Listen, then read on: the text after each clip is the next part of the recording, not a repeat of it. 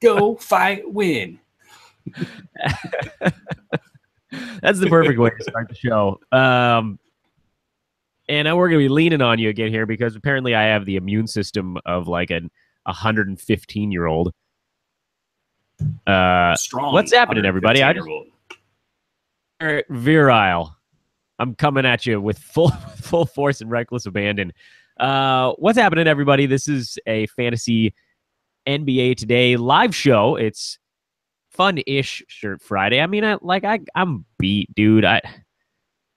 Between the NBA season starting and the fact that I think I've been sick 3 times in 3 months, and I'm putting on the bat signal here. If anybody out there with children has a special technique for not catching the things that your kid has, I am all ears. But that kid always wants to jam his little grubby fingers into your mouth, his own mouth. I don't know that there's any way around it unless you're one of those families that wears surgical masks all the time, and that's ridiculous. Anyway, I'm Dave Besbris, and he's Aaron Bruski, and this is the part of the show where we just talk to one another for a few minutes. I actually think that's been going pretty well. Give everybody a chance to kind of settle in, to join the YouTube fun, and if you're watching this thing after the fact, later on in the day or whatever, you can actually probably fast forward about 5 minutes, and that's when we'll start talking about basketball. But what's up, Brew? Oh, sorry for stepping on you over there. I tend to do that. No, it's a every year thing that anybody in this industry, fantasy basketball, when they go through this huge push, it's like a 3-month push for draft guide stuff, just getting ready for the season and all that good stuff. And basically, you feel like hell because you don't sleep for all that time. And then you get done and you kind of go, oh, man, that was great. And then it's boom, season's right on top of you. And not just any sort of circumstance. It is the most ripe circumstance for fantasy owners because of all of the overreactions from day 1, day 2, day 3. I think tonight's game's Friday. We'll probably see some normalcy. Maybe. Or at least a move towards normalcy in the stats. So there's no rest for the weary. And I can say it's Dan, it's Panda, it's Zane, it's Riaz. These guys that have been pushing very hard over here, our tech team. You can save some of this for the part of the show that I'm going to be recording. Oh, yeah. It's always a grind. And I'm surprised I don't feel worse today. Last night was my first night to be able to really kind of catch up on stuff around the site. And thank you for everybody that's had some patience. We had this massive traffic wave, and we continue to ride a massive traffic wave. And it's both encouraging and also daunting because we had a huge, huge jump in traffic this year. And I guess that's how this thing's supposed to go is, just one day it's like that, the Facebook movie, where you see the counter and it's going up to like 1 million or something. You envision that, you think that, that's coming, and then it starts to come and you're like, oh, crap. So thank you to everybody for the patience. And, one thing that folks have done that's been kind of a catch-all fix if you can't get into your stuff, it's been clearing your cache, cookies, and restarting your browser because there was an old setting that our host put in to kind of deal with the temporary surge in, temporarily deal with the surge in traffic. So, yeah, other than that, though, we still have so much stuff to release for you guys this year. We're so excited. And I'm excited also about these overreactions. Like, there's so much. I just got an email from a guy who said Marcin Gortat got dropped in his league. Which is weird. Like, Gortat actually had a good ball game. That's what I said to him. But I think probably that guy, that might have been his worst projected player. And so he's like, oh, I got to go get this other guy, whoever it is, and left Gortat. Dude, Gortat out on the waiver wire. And Gortat had a 16 and 7 with 3 blocks. That's probably the best game he'll have all year. Well, yeah, that is kind of the catch there. But no, I think it's encouraging. In fact, that Wizards team came out, and the way that they played that first game, and maybe it was the Philly fans in their own arena kind of firing them up. Maybe it was Joel Embiid playing to the crowd, but like they came out and they looked like they want to make a point. Like their energy and effort level in that first game just kind of jumped off the page, whereas a lot of teams sort of ease into that first game. So who knows? Gortat's always been good. Yeah. Wizards when John Wall's good, and so yeah, that team sees a path, man. That team sees an opening here with like that's what it Boston. is. You know, they came out and they were just like, listen, we got a shot. Like the Cavs still and also offensively. I mean, LeBron looked amazing, but in any event, also, this season, why don't we just start this thing for real? I was going to let us just chit chat a little bit, but let's do a show. Sure, absolutely. All right, everybody. So everybody just mellow out for a second. Chat room, mellow out. You mellow? Everybody cool? Good morning, everybody. I love when you lay down the law. Welcome to Fantasy NBA Today, officially.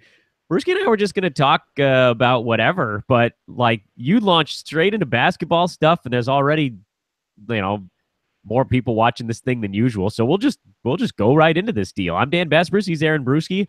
That's also our Twitter handles. If you want to follow us at Dan Besbris, at Aaron Bruski. This is, of course, a hoop ball presentation. Got a little bit of a format change on today's show. I know most of our Fun Shirt Fridays is like 15 minutes of talking about what a fun shirt Dan's wearing, but it's not that fun. What are you wearing over there? This is the Run to Feed the Hungry, Dan. I'm also not wearing pants. Like, I'm not. I'm just not. So this is Fun Shirt Friday. This is what happens when you launch a draft guide and also a DK partnership and everything else. You don't dress well. I was going to say, we're running to feed the hungry, or walking in some people's cases. Can I give this a new nickname today? Can I call it Free Ball Friday? You can, Dan. We don't have any corporate sponsors yet, so knock yourself out. Even if we did, that could mean so many things. We're just free with the basketball. It's Free Ball Friday. I'm actually insinuating that your male genitalia is hanging out while you do the show. Maybe we still don't have any corporate sponsors yet, so hey, knock yourself out. I mean, technically we have a partnership, but not a corporate sponsorship. So yeah, knock yourself out, Dan. Yeah. So that was it. That's all I wanted to do to knock myself out. I had my fun. I'm pretty much good for the day. I'm sick again. This is a weekly occurrence. I'm just, I don't know. I'm defeated, man. It beat me. This sequence of viri, they've taken me down. So we'll see if we can get. I think it's more the Miritich face punch and Gordon Hayward combo that's got you down. Have you ever thought about that, Dan? Instead of blaming your son for everything, maybe I got sick because Miritich got punched in the face. Yeah, that's a distinct possibility, actually.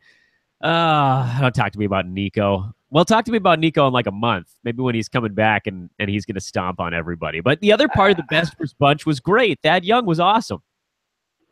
I knew that would be a pick you up. Yeah, I got my. By the way, attitude adjustment. There are a couple things we can't gloss over. There are a couple things with pace, like with the Pacers and the Kings, that I think are very interesting needle movers. So I don't want to miss that. Can I ask you a very important question first, though? Absolutely. Explain to me what's going on with DraftKings, because I talked about it on yesterday's podcast. I know Hoopball had a big announcement about it. What does it mean to Hoopball subscribers? Explain it to me as though I'm a dumb person. Like, pretend I'm dumb. You just leave yourself wide open there. We all know you're not dumb, Dan, so I can't play that game. Okay, so DraftKings approached us a couple months ago, or actually probably more like a month and change ago, tops. And with a great offer for our readers, listeners, etc. If you sign up with them as a new user and you deposit $5 measly into their account, you can get the Hoopball premium membership with all of its goodies, and it keeps growing. You get that for free. And so when we heard this deal, we thought, wow, that's a game changer, because, I mean, it's $29.99 for the in-season membership. It was $34.99 for the season pass. And to get that for free, it's kind of a little bit mind-blowing. So That is the deal. You go to the premium tab of our website. There's also links that get sprayed out on Twitter, and you see the kind of the offer on the page. You got to click the link at the bottom and then immediately deposit the $5 into DraftKings. So the reason why we say immediately is there could be some like weird tech issues. If you click around a couple fantasy sites and you kind of look at their offers and you click something, I mean, this is like 1% chance stuff, but we just don't want you guys to have any problems getting your free membership. You click in, you deposit, your membership with us gets automatically turned on. So you'll get an email with some instructions as to where to go to get your premium membership stuff. But it's a huge game changer, man. Wait, saving $30 on this. Yeah, that's what I was about to ask. Isn't the premium membership usually $29.99? Now you basically can get it for $5? Yeah, with the chance if you're good, you can win money. So and there's DFS advice in the premium membership to help win you money. So it's great. We really worked hard on this. I gotta give a shout out to DraftKings because the way that this came together was kind of like an episode of MacGyver at the end there, because we knew that the deadline was nearing. A lot of folks have bought already from us, and this is an important point to bring up. We will refund you if you take care of that offer, or probably if you participate in the offer. So if you go to DraftKings, following the links, and you click in, you're a new user, you deposit your $5, we are going to get a report that you did that, and then we can get you a refund. We're just asking that you email us as kind of a double confirmation of sorts that nobody slips through the cracks, because we don't want anybody to be participating in the offer and not get the refund. So if you paid $34.99 for the season pass, you can get a $35 refund from us with the participation in this program. It's a massive deal. I mean, some folks don't think $30 is a lot of money, but that's a pretty good amount of money and worth your time to look into. Yeah, that's like a week of lunches, man. That's not nothing. Yeah, that's like 50 miso soup, Stan. Oh, that's mean. What are you doing to me over there? That's cruel. Aaron and I talk about my digestive problems before we go on air. Sometimes after we go on air. That's the I recommended the miso soup. Apparently Dan can't have miso soup because of his stomach. Yeah. MSG messes up my stomach. It was actually one of the worst things that happened to me. I've had a pretty charmed life, I guess, when I say that not being able to digest MSG properly is one of the worst things. But I love ramen. There's one ramen place in Santa Monica that can make an MSG-free tonkotsu broth. And so I'm there regularly. We have that in Sacramento as well, and it is awesome. Yeah, it's delightful. Believe me, I'd put all the MSG in that bad boy. I've got no problem with it theoretically. I have a problem with it physically. Okay, so the DraftKings thing is sweet. If you have questions about that, tweet it at Hoopball Tweets or at Aaron Bruski. You can make sure you get everything sorted out on that front. Again, if you're already a premium subscriber, Brew, I believe, just to confirm here again, you are basically saying we will refund you what you paid for your premium membership if you go do the thing at DraftKings, and you'll end up with the season pass anyway. Is that right? That is absolutely right. All right. So, and DraftKings is also throwing in $3 as well. So really, when you do the math on it, it's costing you $2. Wow. To do all of this good stuff. So yeah, I mean, and shouts out to Thomas Sirio, who is local here and really, really pushed on the tech side to help get this thing done in time for the season. Big thanks to Zane Donati, Stephen M. I mean, the team over here is cranking, and really, this is just the beginning. We've got a lot of stuff in the hopper for you guys. Again, this kind of Hoopball 1.0 website that we've trotted out there, that we will laugh about one day in its glory about how awesome it looks. Yeah. We're moving into Hoopball 2.0, and it's all about evolving. It's all about getting better. This is when we next bring in Eric Spoelstra for I need some Spoelstra cliches right now. It's all about the process. Screw the process. This is the part where you talk about, you and I have texted about this. You talk about that scene from Silicon Valley where it's the little garage inside of the giant warehouse. I want Hoopball 1.0 to be in a little garage inside of Hoopball 2.0. Can you make that happen? There's like well, a it's little. going to have Dan Besbris' unmade bed. Absolutely. And what's up with Dan's and their unmade beds? If you talk to That's Dan just D, you're just going to unmake it again. Or does everybody that broadcasts for Hoopball got to have an unmade bed? Maybe I should move this to the bedroom. I strongly suggest that you do. Maybe you'll have some fantasy teams named after your bedroom, bucko. It's possible. It's possible. But it's not probable. It hasn't happened yet. Well, time to do a show from your bedroom. Yeah, hey, talking about the other Dan, we've been talking about DraftKings here. The other Dan, which is really a condescending way to refer to another human being named Dan.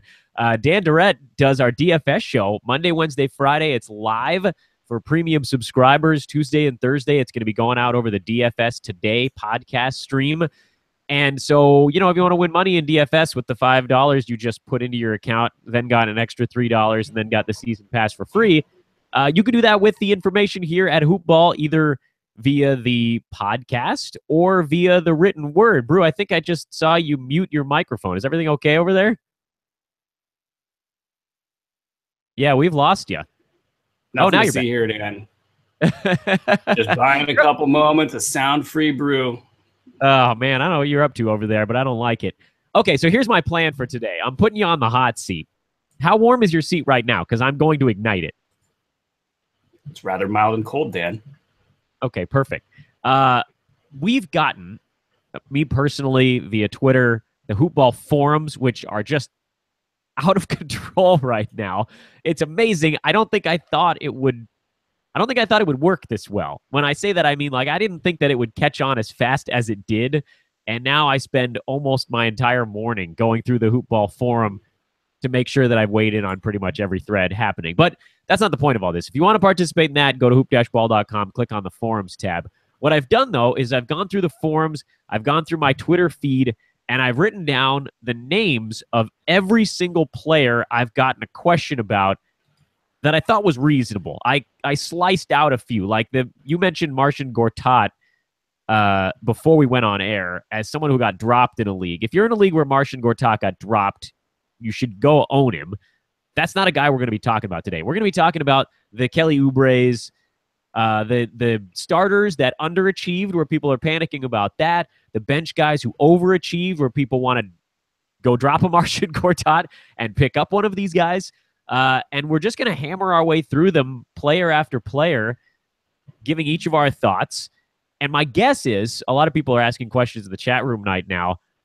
A lot of the names that are coming up in the chat room are names we're going to cover. So we've got you guys. Don't worry. I've written all of these damn things down. It's I went with notepad. I did not go with pen and paper today.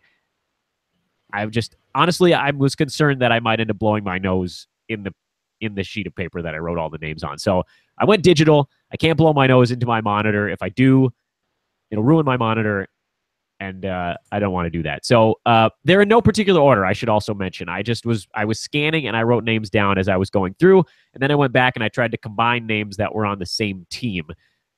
Brew, do you have your pen and paper? Because I think this may require, well, I don't know. I mean, if we move through this methodically, you ought to be okay. You ready to go? Dude, my pen and paper's right here, Dan. Right here. that dome, that infamous Bruski dome is ready to go. We're starting with the San Antonio Spurs. Honestly, it wasn't the first name I saw, but it was the first name I thought of because it's a guy I talked about at significant length on yesterday's episode of Fantasy NBA Today, and that's Danny Green. But we're also getting a lot of questions about Dejounte Murray. I guess I'm just going to lob this one out there and get this whole thing started. Danny Green, Dejounte Murray, what are you thinking about some of these guys on the Spurs that, the expectations were on the lower side due to either youth, playing time, or 3 years of underachieving? I love Danny Green right now. I'm like all aboard the Danny Green hype train and ready for him to disappoint me. What do you think about these two guys? Yeah, Danny Green was a real interesting cat because he was sort of ranked like normal where, 3 years ago, I think Danny Green had a real high ranking. He never took the step forward, but he sort of settled in as like a top 100 guy and a little lower than that. And you looked at this year's roster and you said, it's the same thing as always. There's all the opportunity in the world for him to improve. You project a marginal improvement for him because you think at this point in time he's going to probably take a step forward. And that landed him right toward the bottom of the late rounds of a standard league draft. And I'm in these bigger drafts that go 25 rounds deep with 12 teams, and Danny Green's last until round 20, round 22, or maybe not 22, but like 18 to 20. And you're going, man, nobody likes Danny Green at all. And maybe it's because they think he can't make an impact in the starting lineup. I'm piling upside guys left and right. So eventually, you start taking Danny Green. He is good, and I would expect him to be better than he is, from a career standpoint this season. When Kawhi comes back, that's the thing with that offense that's always been a big issue for Danny Green is LaMarcus Aldridge plus Kawhi Leonard equals less ball movement. Now you expect Kawhi Leonard to be better in that department this year. And with LaMarcus Aldridge, I don't know if I would expect much of a change this year. I think that he's going to be kind of old LaMarcus Aldridge, and if anything, less efficient and more problematic from a ball movement perspective. But Danny Green gets his points off of threes, and he's got to get guys to move the ball in order to do that. So I think he's worth the pickup in this situation just because we don't know what's up with Kawhi. The other players in San Antonio were all injury-prone guys. I think he showed kind of coming out the chute that he's worth owning in a standard league, especially a 9-cat league. In a 9-cat league, he's a must-own player. As for Murray, he really flashed a different stat set than he traditionally has had, and that's what we look for when we're looking for sort of breakout candidates. Also, don't overreact to one game. So, 7 of 8 from the field, that's not sustainable, obviously. 2 steals and a block. The steals and the blocks and the threes have been the problem for Murray. So, along with Tony Parker coming back, I'm not dropping anybody of value for this guy. He's going to have to be looked at, viewed as a 1-month solution and or like a lottery ticket with, 1 in 100 odds of hitting. Yeah. Okay, so you and I actually agree on that one. I moved some guys around to get Danny Green. I have not moved anybody for Dejounte Murray. Just, it's a timeline thing, right? Like, he's a young guy. There'll be days where Patty Mills puts up big lines, and that hurts him. Mills went just 1 for 4 in this game. He sort of didn't get involved, but he did play 23 minutes, and Murray played 25. So that's basically a split, and apparently whichever one's having the better game gets the 1 extra minute. That tips the balance in one direction or the other. The Lakers was the next team I wrote down on my list, and the one name that popped up was Larry Nance, who came out sort of guns blazing. He's had a fantasy-friendly stat set. He's another guy that I'm actually pretty high on, and I think that's probably why they moved towards the top of my list, because I was thinking, all right, who are some guys that are free agents in a couple of my leagues that had good first games where I feel like this could be at least somewhat sustainable. I liked Nance in game 1. He's a guy that I went out and I tried to get, and my waiver priority was too low. Damn it. What do you think about Nance? It seems like he's kind of pushed Julius Randle to the outside. Yeah, I wouldn't get too comfortable with anything we saw last night out of the Lakers. That was a horror show. They came out unprepared. They looked like crap. A lot of this centers around Lonzo Ball, and you might have caught me tweeting earlier in the day. I was not impressed with Ball in Summer League, and all of this to me looked foreseeable. He is going to struggle, and yeah, it was Patrick Beverley, and that really compounded issues for the Lakers. Their offense had no flow, no rhythm. These guys like Brandon Ingram and then Randall, they are kind of flummoxed when they don't get the ball in flow. They start to push, and then defense might slide a little bit. And that's what, with Randall, it was either defense or his back, one or the other, that limited him to 18 minutes. So I guess to answer some questions here, Nance, 30 minutes. First of all, he can't sustain that. If he can, that's great. That means he's really turned the corner on some injuries. He's as injury prone as any young player in the league. His stat set's great, though. He typically hovers around top 80 value if he's a 22, 25-minute guy. So as far as current, if you want to look at players that can help you right now and may help you for the foreseeable future, 1 month, 2 months, heaven forbid, 3 months, I think Larry Nance is definitely that guy. They're going to let him gets hurt. So to that degree, I think he is some sort of a must-own player. I think that's good calculus to take a chance on that. That doesn't mean that you're the team that has to go get him. He's not a must-add player. That would be the designation for that. But the Lakers are in trouble, and they're gonna take a while for Lonzo Ball to figure it out. They might catch a couple teams where his style of play actually works and they put up some big numbers, a couple 125-point games, and the box score is full of good stats for everybody. But I think this is bad news for a lot of different Lakers. They're going to struggle with efficiency and productivity as long as Lonzo Ball is the focal point of that offense. I don't have any follow-ups on the Lakers. Terrence Ross was the next name I wrote down on my list. We're just bouncing around here. Again, no particular order. Terrence Ross had a big first game, largely because he did stuff besides just hit triples and get steals. He did some rebounding. He did some passing. He got a block in that ball game. I wasn't big on Terrence Ross coming into this year. I'm more than willing to admit that. I thought Jonathan Simmons would push him. I thought the sort of three-headed monster between he, Evan Fournier, and Simmons was going to be a difficult spot for Orlando to find fantasy value for any one of those three, let alone two, maybe even all of them. But Ross had a really nice first game. Can he keep up any of what he did? I mean, is this the result of a summer with a new team starting to actually figure out where he fits? Or was that a flash in the pan? And the next game out, it's going to be, 12 points on 4 3-pointers, 1 steal, and like 2 rebounds and an assist. Well, I'll tell you, I picked the Magic to make the playoffs over at Cause and Brew Show, and their team, I think, is going to all perform pretty well when you look at the end of the year. So that said, I don't have Terrence Ross anywhere, but he is one of the most predictable players in the NBA. So I don't think those ancillary stats are going to continue, obviously. But, in terms of what he does and kind of where he's going to land, the 31 minutes, it's definitely possible that he keeps up something in that area.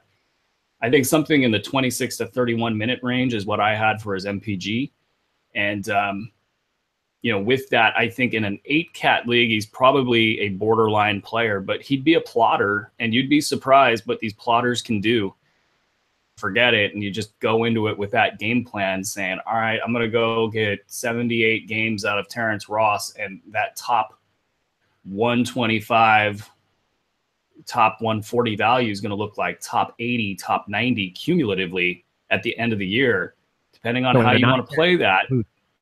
Am I reading that right? In a 9-cat, yeah, in a 9-cat league, he's going to look more like a top 125 to top 100 guy in this scenario. Top 125 if he plays 26 minutes, and if he cranks it up to 28, 29, he's probably looking like a top 100 guy. And now that has some value. So there are some pitfalls here. Don't get me wrong. I mean, if Jonathan Simmons really, earns a 32-minute role somehow, if Fournier at 34 minutes, he looks like he's going to be, playing well. And the one thing about this team is their nucleus is intact. Their coaching, is getting kind of to hit its stride. I think this team might kind of get stable, where you looked at them in the beginning and thought that wouldn't be the case. So what you saw in game 1 actually might be what you see going forward. So 31 minutes for Ross in a 9-cat league, he's a must-own player, in my opinion. Yeah, he didn't have he had 1 turnover in that game. And actually, overall, the Magic did a pretty good job of hanging on to the basketball, with the exception of their bench, the guys that didn't play that much. Bismack Biyombo had 3 turnovers, and DJ Augustine had 2. The rest of the team had 9 altogether in that ball game. So you're relatively high on Terrence Ross, and I want to jump to the New Jersey Nets, or Brooklyn Nets, or whatever they call themselves these days. Swamp Dragons. The Swamp Dragons, because this is a question I've been seeing a lot. I think I got this myself on Twitter a few times, and it's people comparing the Jeremy Lin fallout situation in Brooklyn to what they saw from a guy like Terrence Ross, where you've got sort of similar stat sets from all three of the guys that I'm going to lump into this group, and that's Alan Crabb, Karis LeVert, and Terrence Ross. It's guys that are generally three-point shooters, steals guys. Crabb probably a little bit more efficient than the other two, at least when you talk about, is he going to be taking good shots or bad shots? But among those three, I guess maybe my question is, how would you kind of put them 1, 2, 3? Is this the time that Karis LeVert is actually worth picking up? Because we sort of had to talk everybody down for months last year, and now it does seem like there's an opportunity. And Alan Crabb, who just sort of quietly put together a nice game in that first one, seems like they are going to need some veteran on the floor in any capacity out there just to keep it from totally spinning out of control.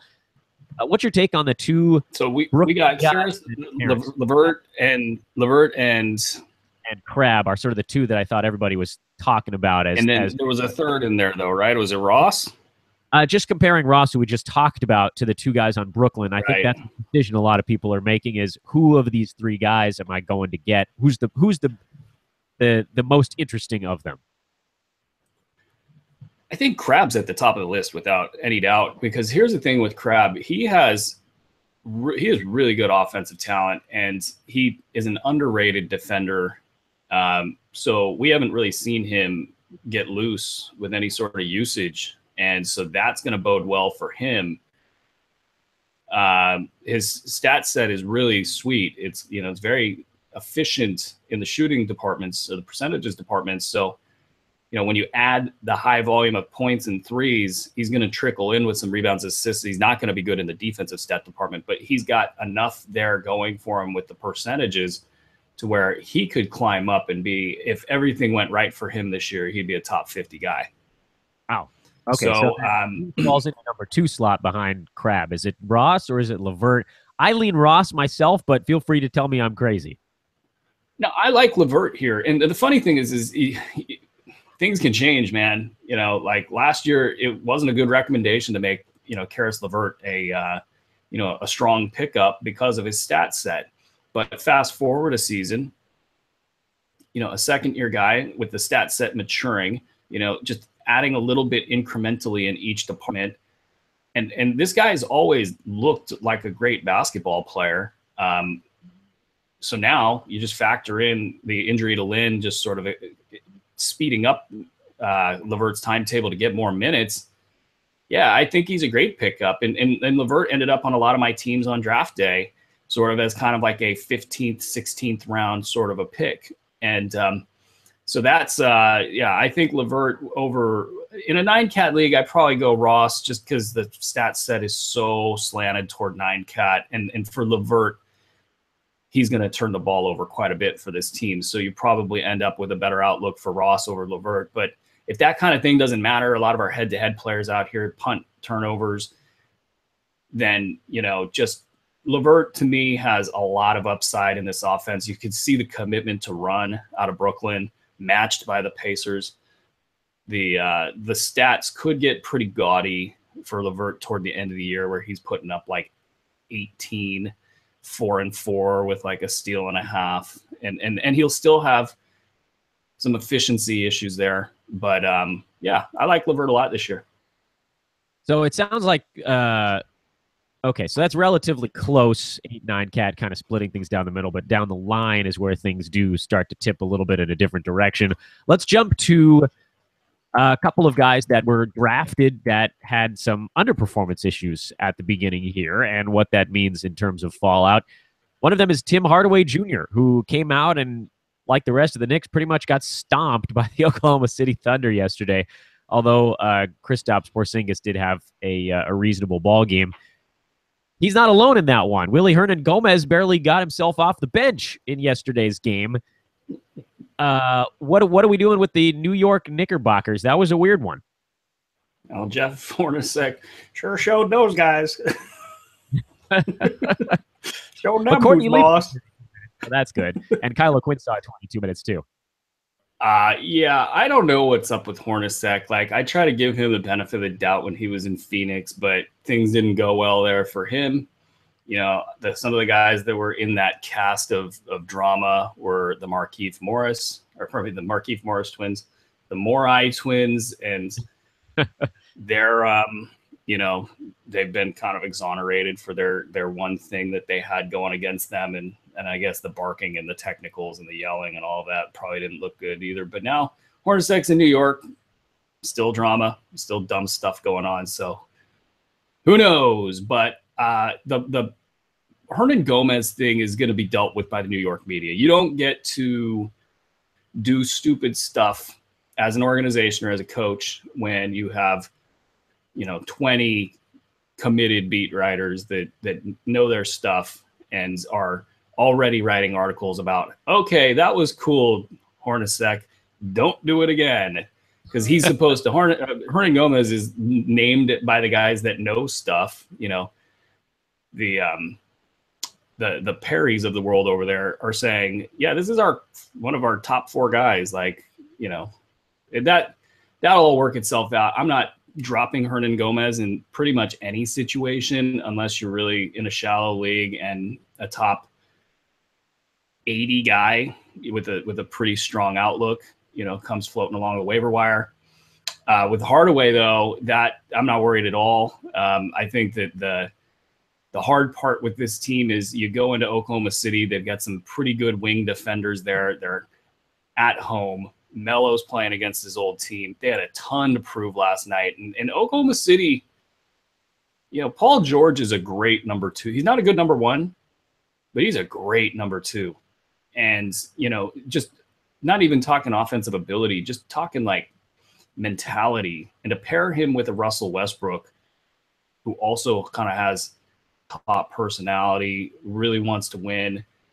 Now Paul George doesn't have to be the leader. And that's been some of the stuff that he's struggled with. It makes them tough, man. If you're a perimeter player playing against those guys, I don't think you really want anything to do with them. So I'm giving Tim Hardaway Jr. a pass, and I would probably give him a pass if he did that against the Lakers, the Kings, the Suns.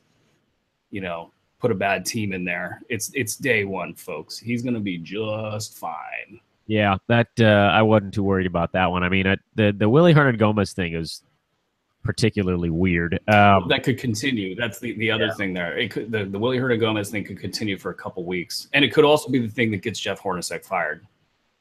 Like, maybe he wants to get fired. Why would you do that on day one? It's possible, and that organization is the big question behind a lot of this stuff. Is if you pull out the Knicksiness of this, things get worked out a lot faster. But the Knicks, Scott Perry is a step in the right direction for them in the front office, but you still have Mills, you still have Rambis running around there, you still got all sorts of craziness. All right, another on the list of guys who didn't quite live up to their potential on opening day. Jamal Murray is a guy we've been pretty low on here at Hoop Ball, and he followed through in that capacity, although it still feels like that was more of a basement for him. He just didn't play very much for Denver. What happened in that spot? Is that just, they don't really need a point guard on the floor. They could throw Will Barton out there for 30 minutes if they want and let he and Gary Harris guard opposition point guards. And, Jamal Murray's kind of a luxury at some point. Yeah, you're going to see some clunkiness from this Denver squad for the first 2 to 3 weeks because Paul Millsap is a piece that's pretty hard to, like, he's a great fit next to Nikola Jokic, but he's a guy that's played with the ball in his hands for the last 2 years. And so getting him and Jokic playing well at the same time, playing off of each other, that's just going to take 2 to 3 weeks. And the guys that suffer when these things happen are the role players. In this case, Jamal Murray is a very high profile role player. So he's going to be the guy that suffers the most. And so, yeah, it's not good, for Murray. And obviously we weren't recommending him as a top 50 play or somebody you should take in the early middle rounds, which was just insanity. Because look, you get a good snapshot of what happens when it looks bad. There's not supporting stats. There's not money counter stats. There's not defensive stats there to offset the bad nights. So if you sit on, what did he have? Like 9 points and like 4 rebounds or something. I don't know what he had, 4 assists. It was ugly. Yeah, wasn't great. Yeah. So I think with Murray, the people want to know, okay, how bad is this? And am I buying low? The answer is no, you're not buying low. The answer, if you bought him with a 5th or 6th round pick like a crazy person, is you hold and you hope. I can tell you this much. I think he's going to average 28 minutes per game this year. I think that he's going to be very good in moments. I think that he's going to show off some incredible skill. I think he's probably going to be like a top 100, top 125 fantasy guy on a per game basis. So, and I feel like that's pretty optimistic. So, if he plays 80 or 82 again, maybe he finishes with a top 75, but it's not going to be pretty on a night to night basis. All right, let's leave the disappointments of opening night. We'll come back to, I think I got one or two more of those guys. Looks like two more areas to talk about, guys underperforming. Let's go to a couple guys that put up some bigger lines on opening night. And that was Dylan Brooks out in Memphis. Although they came out after that game, and I think their coach, Fizdale, was saying, well, I don't expect it from a rookie, but it was not that surprising, which is like this kind of nice way of saying rookies are really unpredictable, and this one had a strong start. I mean, I don't. What you're gonna have is like audio clip of the actual question that's being asked of the coach, because a lot of times these coaches that get so many stupid questions that their knee-jerk reaction is to explain kind of why your question is dumb, and then get to like the analysis. So it's always like positioned in this weird way of like, no, but here's kind of what I think. And right. So you got to wonder, but all that aside, I had Dylan Brooks on my 30 deep team, and definitely thrilled because that was the one area that I needed to shore up was small forward.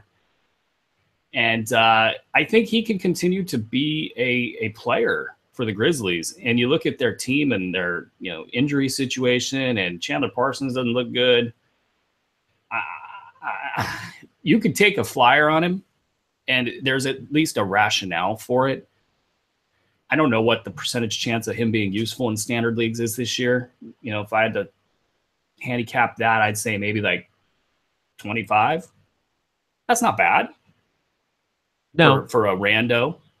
Yeah, not bad for a rando. I'll give you that. All right, let's hop over to Atlanta, where the land of timeshares has taken shape after just one day, but also the land of, what name? Schroeder. I was going to say Marco Bellinelli. The land of Bellinelli. Hey, Bellinelli is this under the radar talent. He goes into places coaches must love something about. Maybe he just smells good or something. They're like, here's 25 minutes per game and shoot the ball all you want, dude. So what can we take away? I mean, is Bellinelli going to actually play for this team?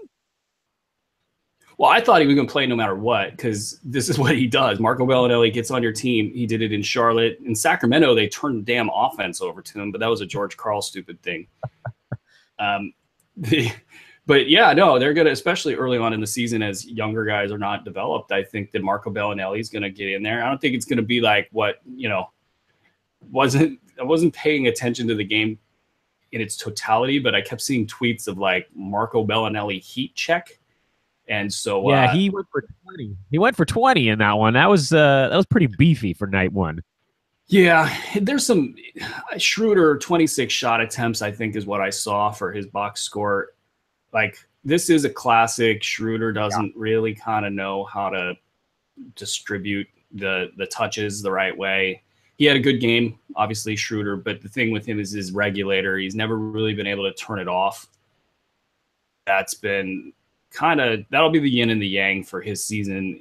Bud will reel him in, and somebody like Marco, who can do catch and shoot, play a tiny bit of pick and roll, though the people in Sacramento will throw up when they hear me say that. That their games may mesh pretty well together. But yeah, basically the way you look at Marco is you can peg him for 24 minutes, maybe 26 minutes early on, 22 minutes later in the year.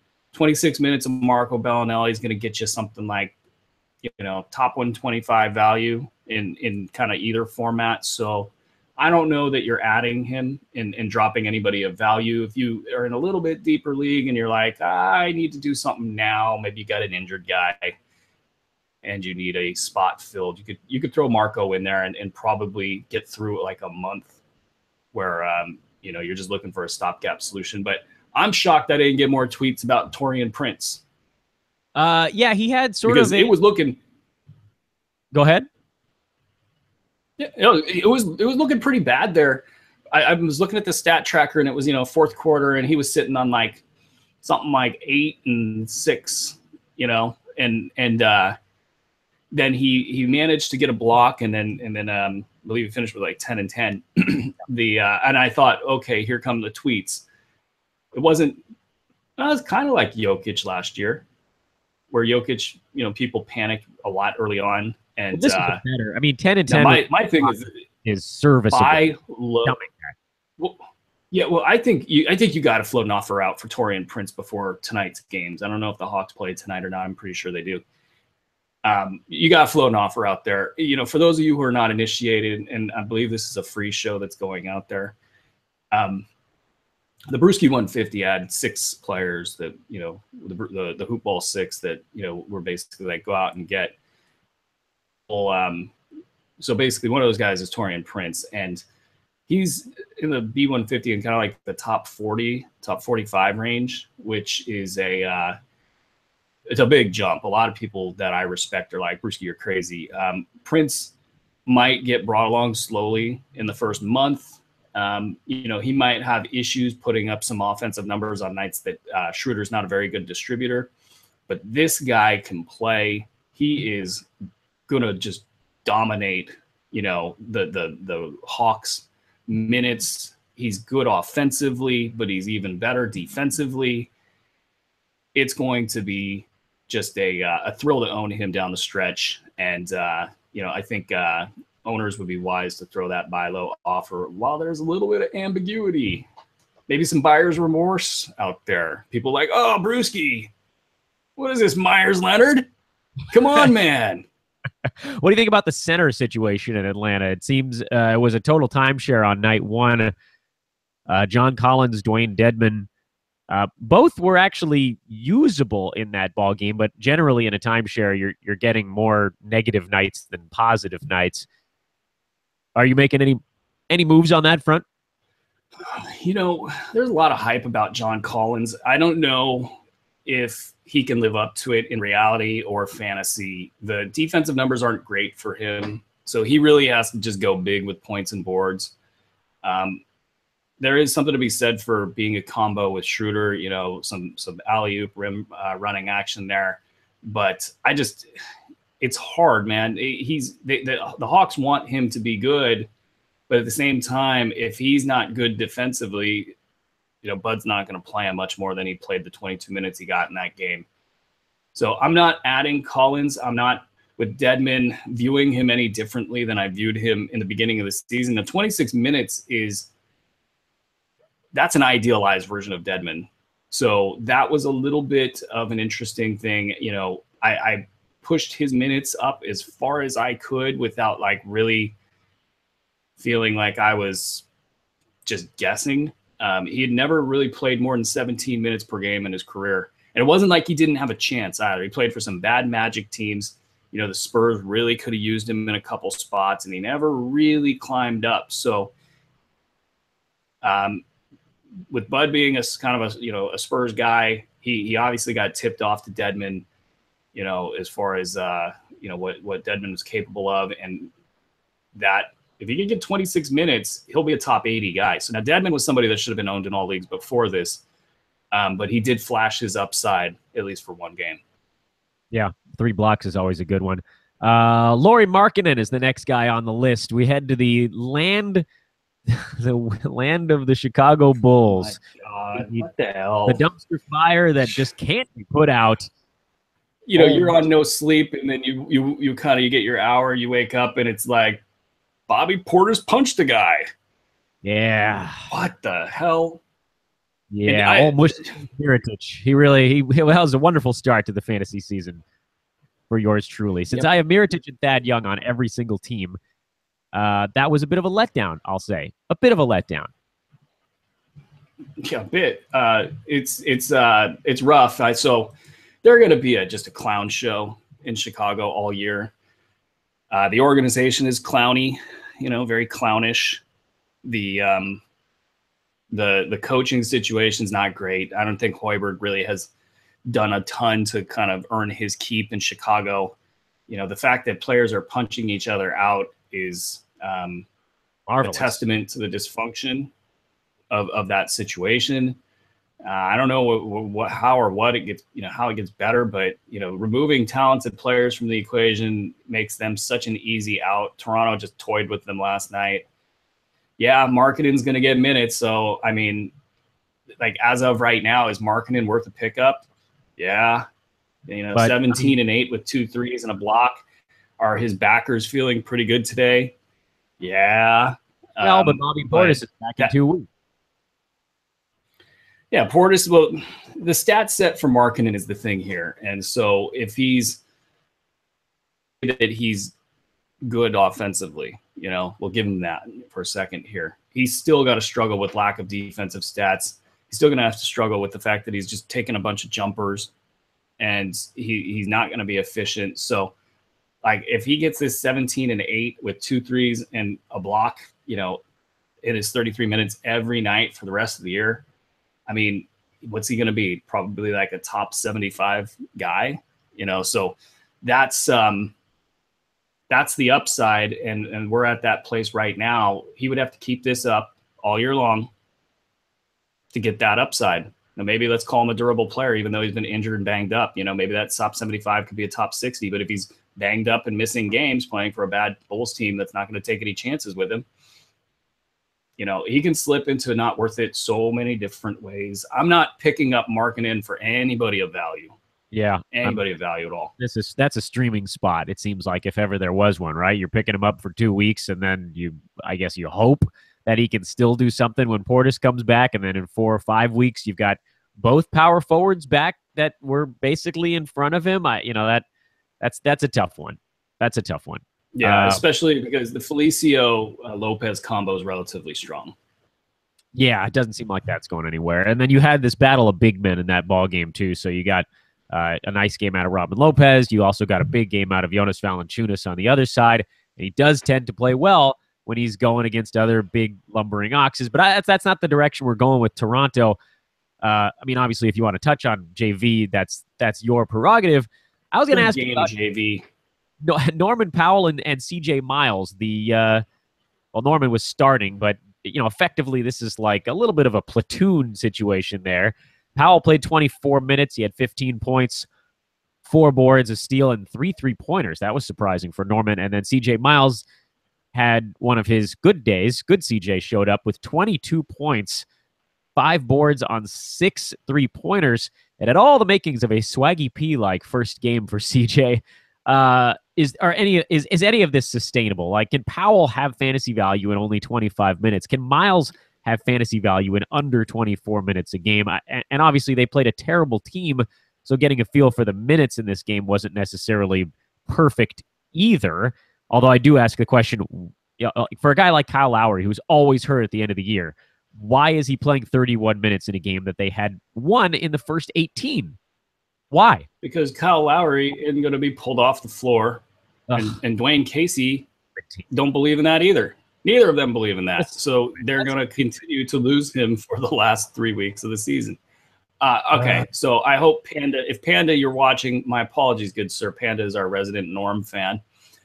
Norm had a great game last night. I think, 25 minutes to pull the numbers he pulled is a pretty good game.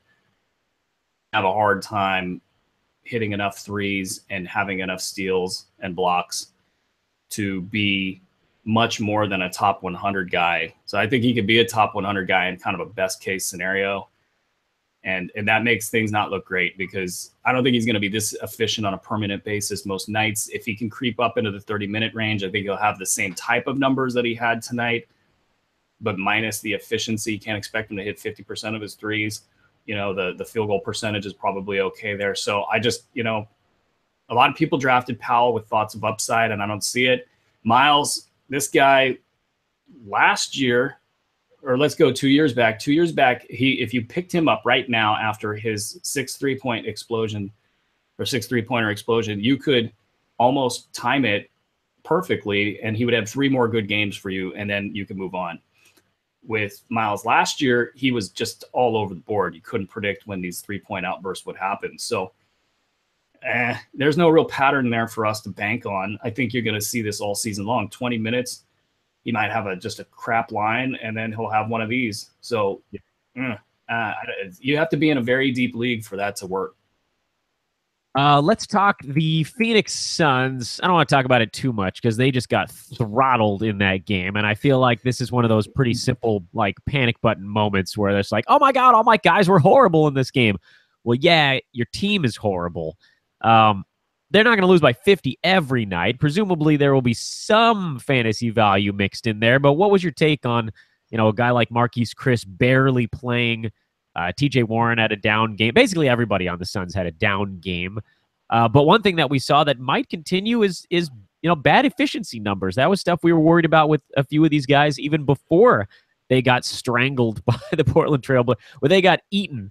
They got cooked and eaten by Yusuf Nurkic and the Portland Trailblazers. It's got to be better than that in the next one, right? Okay, so those of you who know the Maloof Kings prior to them selling or trying to sell to Seattle, this is what it reminds me of, a team that doesn't want to make any sort of financial investments anywhere. Sarver, the owner, is a known cheapskate. He has not done anything in free agency. He's employing Earl Watson, who continues to do just mind-numbingly terrible things. Watson seems like a good guy that the players want to get behind, but he's, just the stuff that he does with lineup combos and how he views the game and, just kind of the whole Watson experience has been very Keith Smart-like. It's been very Maloof pre-sale to Seattle-like. If there's a team that I think could get relocated in the next 5 years, I think it's the Suns. And as far as how that all translates to the basketball floor, it provides this element of cheapness that players, they go, oh man, you're playing for Phoenix. And, you just think that the place that you play for sucks. And it just translates into this kind of garbage environment. So we did learn, and this is also going to be a thing. Phoenix they're not getting the coverage locally that they used to. And that's also what happens when your team goes into this kind of crap spiral. And so we didn't know about Tyler Ulis having a quad injury. And Tyler Ulis only played like 4 minutes or something, or some really low amount of minutes. And so we're going to have trouble getting injury updates out of Phoenix.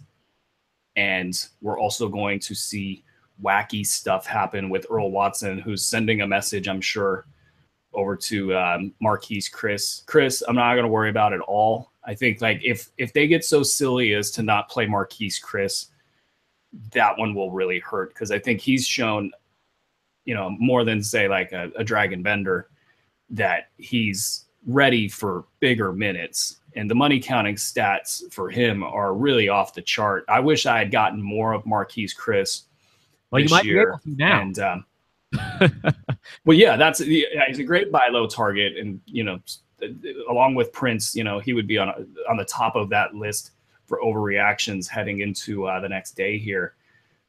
So I think with them, we got to see what's up with the Tyler Ulis injury, because I had Ulis playing 25 minutes to start the season. TJ Warren is going to be a lock, I think, for minutes, but seeing Josh Jackson get 32 minutes, that was shocking to me. I don't think that he's ready for that, but this could be the case where people in the organization whose jobs are on the line are sitting here saying, okay, we picked this guy high. This is the guy that we got to put out there. And that's the kind of stuff that bad organizations do that just drives other players up a wall. Find out what's up with Alex Len's injury.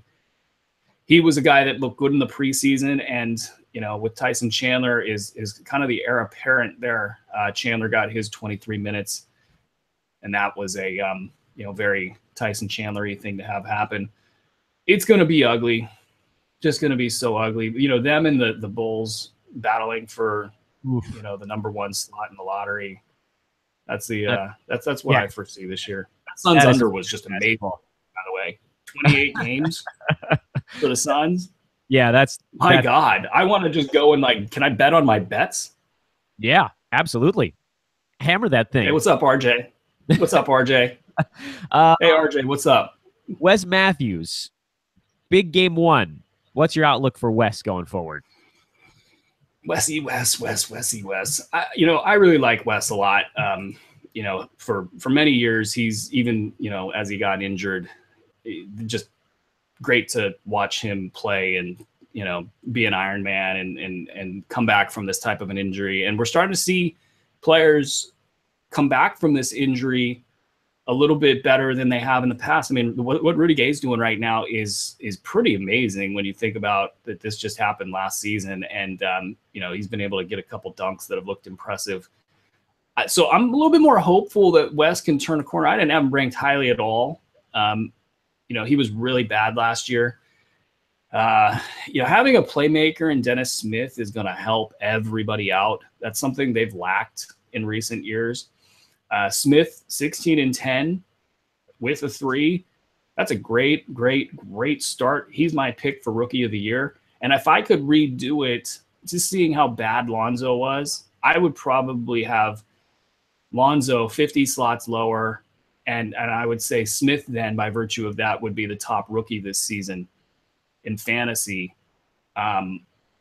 We'll see if Lonzo can rack up some garbage time stats and make a run for it. But, today I'm going Dennis Smith Jr. As far as Matthews goes, I don't think he can keep this up. Obviously, 5 threes a game is unsustainable, but, 8 boards, that's a little bit weird. There is a rebounding gap, though, for Dallas. If Noel's not going to play a whole lot, that takes one of their bigger rebounders off the floor. And you're really just looking at Dirk, and that's it. Ugh. You look at Dwight Powell, he got a goose egg in rebounding in 14 minutes. That's not exactly his strong suit. So it could be like Avery Bradley got way overrated this year because for the Celtics, his job was to go get rebounds because they sucked at rebounding. Yeah, there's an Andre Drummond on the Pistons that wasn't on the Boston. Yeah, exactly. And then so when Bradley had like 2 rebounds the other night, I wondered if all those Bradley enthusiasts went, "Oh crap." We talked about it on this podcast at great length that there's just like you have to look at situation. It's why I was really low on Pat Beverly this year coming to the Clippers. One of his big sources of value with the Rockets was his ability to rebound from the guard position. And there's a guy named DeAndre Jordan who's going to grab frickin' 25 boards a night out there. They're just not going to be as available to him. It hurt Gallo. It hurt Beverly. And it sucks because Beverly's one of my favorite players in the league. He's an animal. What he did to your boy Lonzo. Was not right, man. He barked at him for 48 minutes. It was awesome. Well, I think Beverly realized that this was an opportunity for him to kind of make a name for himself, right? That was a national game. It was close, man. That guy's passing. I had not really taken a look. I'm like, yeah, everybody's a great passer. I know you guys all get real hung up on assists. But he's doing stuff with the ball like that you do with a wiffle ball. It's fun. So I guess I'm late to the party there. So anyway, we were talking about some rebounding, other stuff like that. Let's jump across to what I think is probably the last of the easy ones. We're going to close out with 3 tougher questions, and then we're going to wrap this bad boy up. I warned you guys in the. I thought you said you were going to heat the seat up. Still cold. Don't worry, I got some warm ones for you at the end here. This is not that warm. This is the Kelly Oubre question, the Kelly Oubre Memorial first week of the year question. He had a big game. He did. There's no way around it. Jason Smith got hurt. That now takes out both Wizards power forwards because Markieff Morris is out, presumably for a couple more weeks. I don't know if we have the prognosis on Jason Smith yet, but shoulders are always a little bit funky. So, Oubre, is there value here for short term? Yeah, I think there is. But there's something, though, that chased that. This is a little bit warmer question than you thought, Dan. The Smith is never a great bet to get a ton of minutes. He's an injury machine, and the fact that he's getting injured on day one is not a great sign. Now, the Wizards are going to be very protective of him because, Morris isn't back for a little bit. You can't go injuring your guys in week 1, and this is where a player like Oubre, young guy, should be able to get in there and do some stuff and be the guy that they rely on early. And I think that what you're always looking for out of players of his kind of caliber that are athletic and, especially out there on the wing where it's a lot of, 1-1 type guys, you're looking, can they take a step forward with their stat set? So, to that end, it's nice to see him get out there and be a little bit more versatile with his numbers.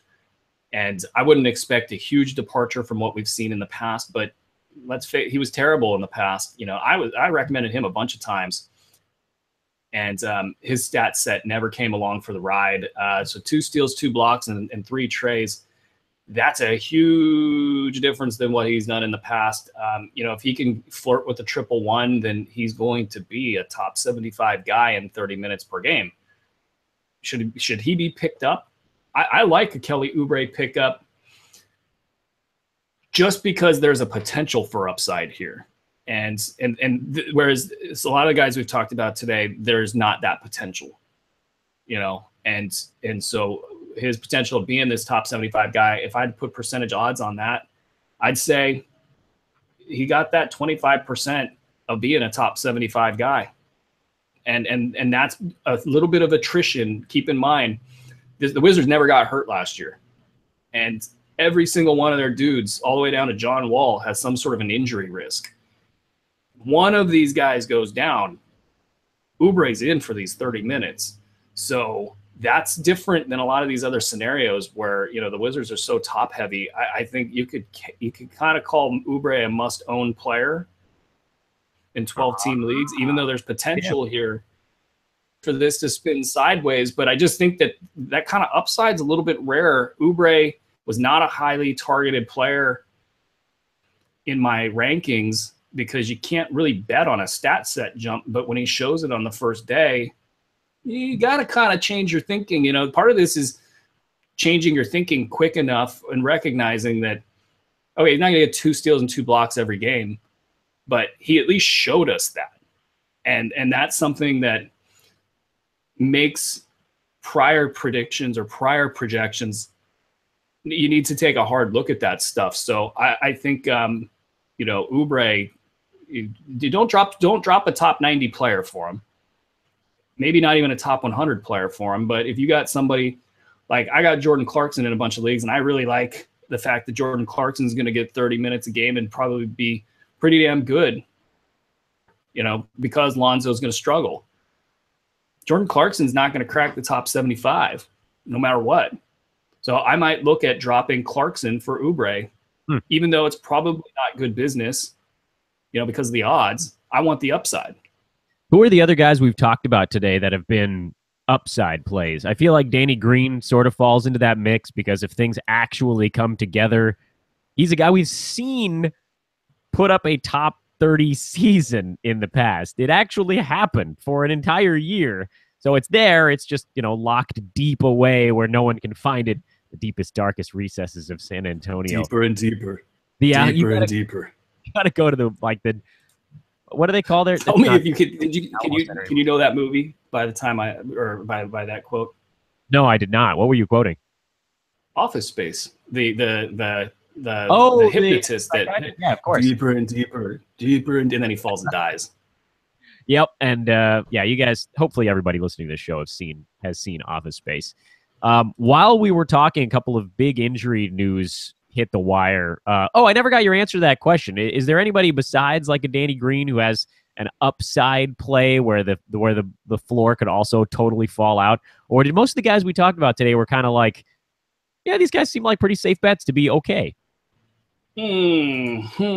Upside. You know who I'm visiting?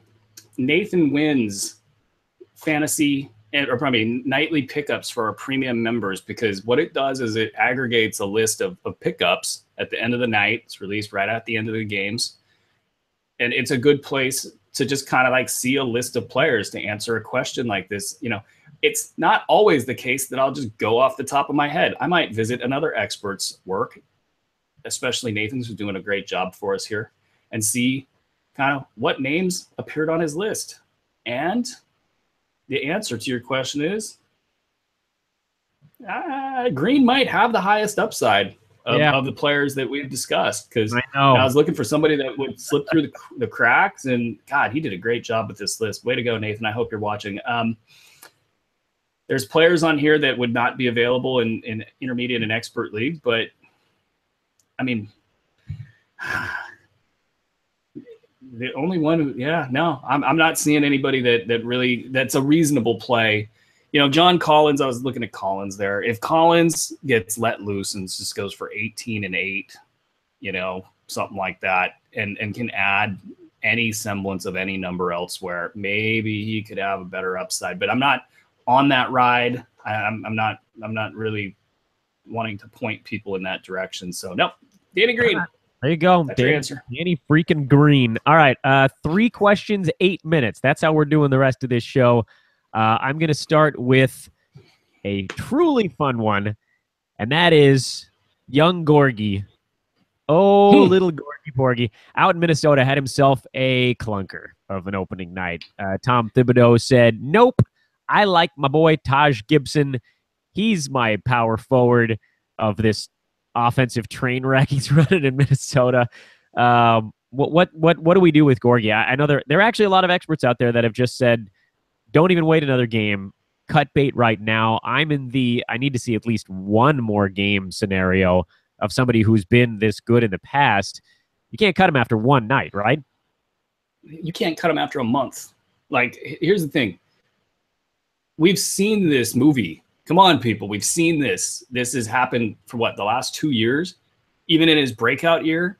Like, this is classic Gorgie. It's classic Tibbs. And we knew Tibbs was going to love on Taj Gibson and at the expense of Gorgie. Tibbs telegraphed this last year by benching Gorgie all the time for Nemanja Bjelica, who's really not good.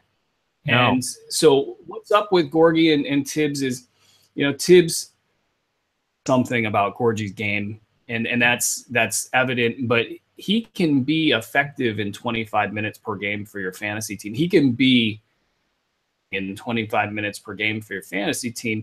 So you got to ask yourself, what's the likelihood that Taj Gibson is going to stay healthy playing for a Tom Thibodeau when he can't stay healthy even playing for not Tom Thibodeau?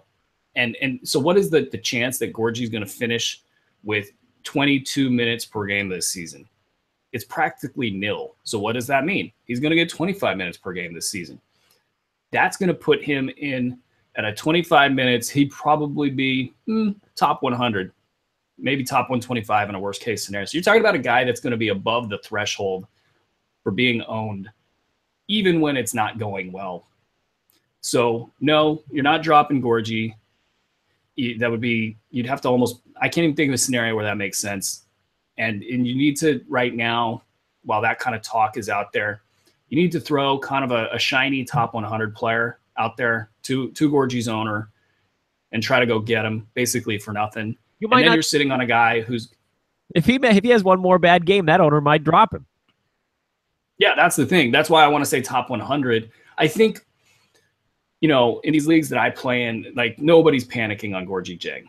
Nobody. Not a single one of them. So right now, I would have to do that, you know, a top 100 shiny asset, somebody that looks pretty good, and maybe even a little higher in order to get Jang from the owner that's like, yeah, this is one game. Also, he does this every year. He's pretty damn good. In 25 minutes, he's not going to be a droppable guy. And the upside beyond that, when either Gibson gets hurt, Jang figures it out, whatever the case may be, and he's playing 27, 28, 29, maybe more minutes per game toward the end of the season, that's a top 40 player. So no dropping Gorgie Jang here. It's not going to happen. And even you can even build in one more scenario. I know I'm probably running through my 8 minutes like crazy right now. A better situation. So you got a lot of different ways for this to work out. So one of the pieces of injury news that came out, one of them was Miles Turner has a concussion, and he's out for at least a couple of games, which stinks, but we weren't really talking Indiana. That's just another kick to the nads here at the start of the year. I don't own him a lot, but I own him enough to where that sucks. Yeah, I've got him in one. And the center I got early in the other league is also out. He banged the knees with Vooch on night one. Hassan Whiteside is out tomorrow. He's not playing tonight, which brings us to the Miami Heat. That was one of the teams I wanted to cover on today's show. Really bad situation, seemingly, on opening night for Tyler Johnson. That surprised the heck out of me. Only 21 minutes. He never really seemed to get himself involved in that game. But on the other side, you had James Johnson, who played 19 minutes in foul trouble and put up pretty massive numbers in only 19 minutes. If he hadn't clanged a bunch of free throws, that would have been a whopper of a ball game. Kelly Olynyk flew somewhere in the middle of all of that mess with a very serviceable but unexciting line. Now with Whiteside out, it sort of changes the complexion of tomorrow's game a little bit. But I'll tell you, Aaron, I'm not panicking on Gorgie Jang. And I'm a little bit nervous about Tyler Johnson. It just seemed like he got pushed to the outside with guys like Josh Richardson, Dion Waiters soaking up most of the minutes. Yeah, he's probably like a poor man's Jordan Clarkson for me. He's going to get you a little bit more blocks. But this is when the Heat are at full strength, especially in the backcourt. This is going to be the way that it goes. A lot of Josh Richardson hype. Ton of Josh Richardson hype. I mean, I saw somebody rate him. His low usage situation. I mean, this is what we saw last year, right? When he was in there with everybody healthy, he's not a high usage guy. I'm a big Richardson backer. I believe that he's gonna, like, his quotes about wanting to set the Heat record for blocks, they resonated with me. Like I bumped them up, and he's great. Don't get me wrong. But people are talking about him being a top 20 guy, and I'm just like, whoa. But with Johnson, him and Richardson might seesaw a bit in their production. Johnson's gonna, he was available for me in like the 13th, 14th, 15th rounds, and even then I was kind of looking at other players. So I'm a big Johnson believer. He's gonna have to deal with the full strength Heat. So I mean, if you're looking at dropping him, would I drop him for a Kelly Oubre? Absolutely. You're talking about a perfect upside scenario for which to drop a Tyler Johnson on. So nothing against the player. I dropped him for Danny Green. Yeah, there you go. Yeah, I would do that as well. And one last thing, what did we say about Hassan Whiteside? He's not going to be healthy. The knee knocking. Look at Kelly Olynyk. You're getting this scenario on game 2. And so, I'm hopeful that he has a big explosive game. But yeah, James Johnson, that was the one. I looked at that. I was like, what? The minutes? And then I didn't see the fouls, and I was like, okay, that makes sense. Oh, damn, he went off. Usage was crazy in that game, by the way. If anybody was, and I don't suspect that they are, but if anybody was worried about James Johnson in some capacity, I think his usage was close to 40. Oh, when he had a great game? Smoking Joe! Smoking Joe. Yeah, I didn't even want to talk about him because I feel like we've talked about him for a year. He had a good game. It's old news. It's old news. Exactly. He's not a guy that's on the block. He's not a guy that can get picked up. I mean, he shouldn't be. But yeah, Smoking Joe, nice game. 11 points, 5 boards, 6 assists, 2 steals, 3 blocks on 4 out of 6 shooting. Might be the exact line we projected him to have with just a few more assists. That's a beautiful thing right there. All right, last question. I'm going to let us run a tiny bit long. And this one actually probably not as warm as the last. I thought the Heat question was probably the warm one because it is sort of a weird and fluid situation. And that's the Boston Celtics. You and I haven't spoken since Gordon Hayward went down for the year. I was just curious what your sort of order of operations is out there. Jaylen Brown, Marcus Smart, Terry Rozier, Jason Tatum, all getting some kind of benefit from the Gordon Hayward injury. How do you like these guys in terms of who you'd want to add to your team, either first or not at all? Or, I hate to just do like the rank them question, but rank them.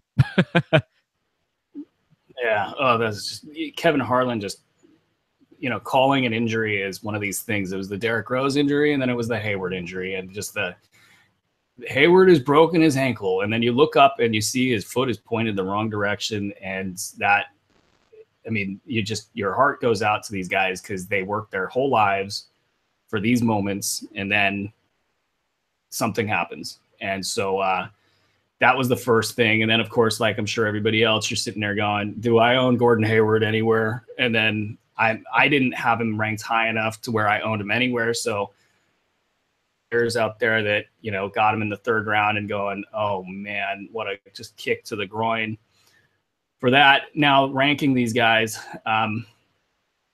Marcus Smart is probably the safest of the plays, but his upside is capped. And the guy that I'm really honing in on is Jaylen Brown. He seems to have added enough in the money counting stat categories with as well being really talented and really taking a step forward. So, they did a great job nailing that pick. He didn't look like this coming out of Cal. And money counting stats has been the issue for him. So he's really put it together. And I think they're going to rely on him for so much. And I think he's a must-own player. And I think he's got top 75 potential now that those minutes have opened up. So Jaylen Brown is he wasn't a great draft pick based on his ADP. And, so there's going to be a lot of, what is that, Schadenfreude? Yeah, taking pleasure in others' misery. Is that what that means? That's like the one word I've never really understood. I guess that's maybe that's not the right word.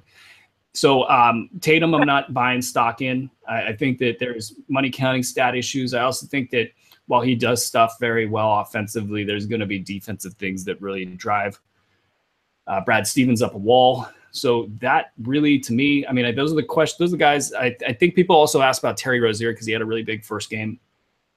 Can't expect that every night. There's just still, with Kyrie, Marcus Smart, that's asking a lot for a guy that's a really true backup to get in there and put up standard league numbers every night. So I'd rank him behind even Tatum.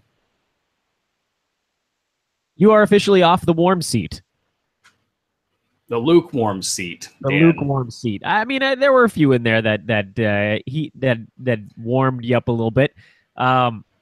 He's Aaron Bruski. I'm Dan Besbris. Again, this was a little bit of a different take on Friday. We usually just take a lot of questions from the chat room, but I wanted to cover all of these players because it's opening week. Well, you got the questions from the forum. That's important, Dan. The forums are really, I can't say enough about the guys in the forums. They're asking such good questions of each other. That's the sign of a strong community. And so if you have questions, get into the forums, set yourself up with a free hoop ball account, make a profile, get in there and just, build a knowledge base. It's like crowdsourcing. And our crew, the people that have been posting in there are some of the best posters I've ever seen. So keep it up, guys.